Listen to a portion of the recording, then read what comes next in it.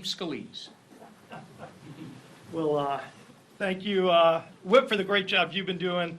And it's good to see all of you. A lot of friends here. I'm looking at Chad because I miss, believe this or not, I miss getting chased through the halls of Congress by Chad Pergram. Last night I got to get that opportunity again coming back to work as we were doing the rule vote, pre and post rule vote, as well as the other things we're doing.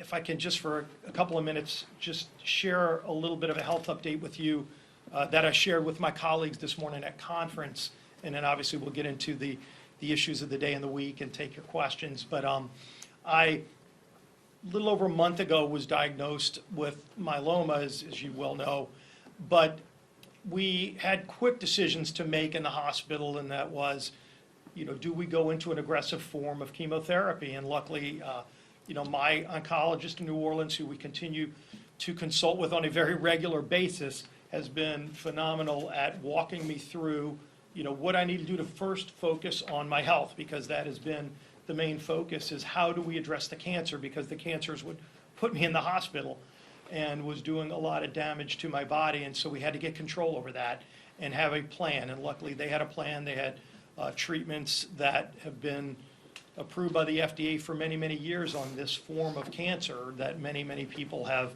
been using for decades, thank God.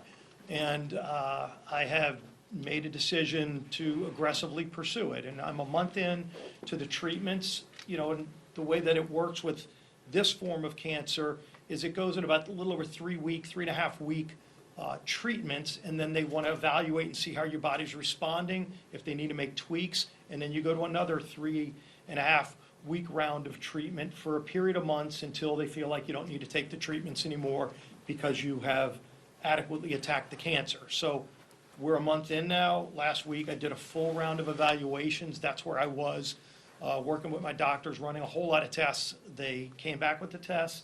The good news is the cancer has dropped dramatically because of the success of the chemotherapy attacking the cancer. So thank God those prayers have been answered. We're continuing to follow my doctor's advice, and my doctor said you can come back to work.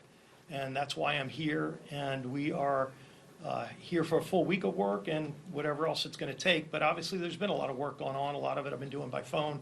It's a lot nicer to be doing it here in person with my colleagues. And as I thanked Tom Cole and the Rules Committee for the work that they did, not just passing a rule, but think of all the work that the Rules Committee did, putting together a rule that brought 4 bills to the floor this week, and working with a lot of members, bringing over 440 different amendments to the floor that we started debating last night. We were here till about 12:30 last night voting on a number of those amendments. We'll have 2 long vote series today with 2-minute votes. We're able to accomplish a lot. We'll hopefully do a long vote series, probably around 4:30, and then this evening, depending on how many votes we get through, might be a late night 10:30 or so vote series.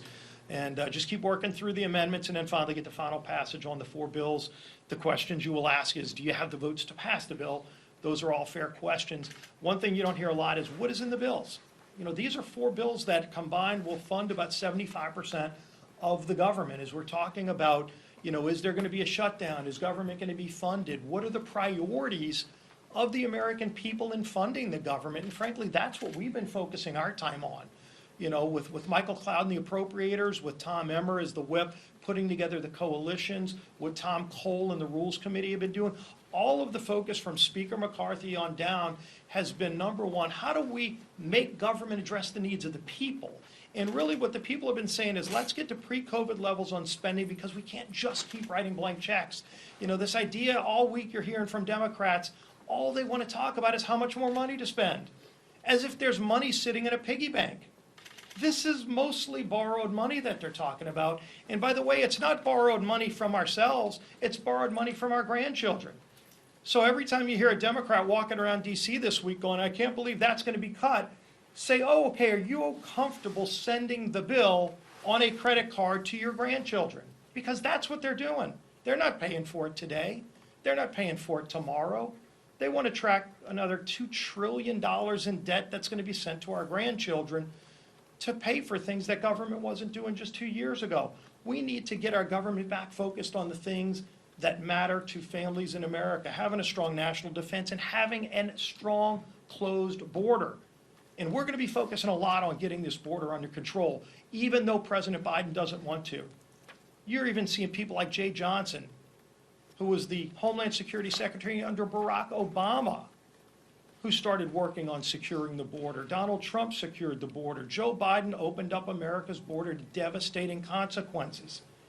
Has anybody asked the president, what is your plan to do with 8 million people that you've let into this country illegally? Whatever the real number is. You know, you show me what your number is. Estimates are in the millions.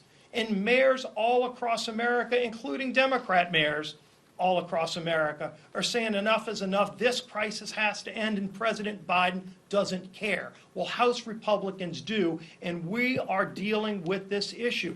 If you look at one of the things that's included in the rule we passed last night and the bills we're going to be bringing to the floor this week, including the Homeland Security funding bill, it deals with securing the border. David Joyce's bill combined with H.R. 2. It's all part of the rule that we put in a package. H.R. 2 focuses on more border agents, technology, things that need to be done that were working. Many of these things were already being done. Some of them are new technologies, new things that our border agents are telling us they need. You talk to border agents. They know what the problems are. President Biden doesn't want to listen to them. The vice president won't listen to them because they don't want to solve the problem. We do. And we're going to be focusing on not just properly funding the government, but securing America's border. Both of those debates need to happen this week. You're going to see a robust debate on the House floor all week through today, tomorrow, and as long as it takes to address these serious problems. That's what House Republicans are focused on. And frankly, I think it's changing the narrative. You're seeing it on every mainstream media outlet. Every media outlet is covering this crisis because everyone in America knows it's a crisis. And the president thinks if he hides from the issue, it will go away. The issue is not going away. We're bringing it to the White House because we're addressing it in the government funding package this week.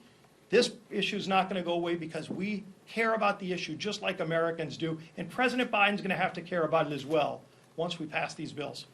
We'll be happy to open up for questions. Chad. Welcome back, first of all. Happy to chase you through the polls.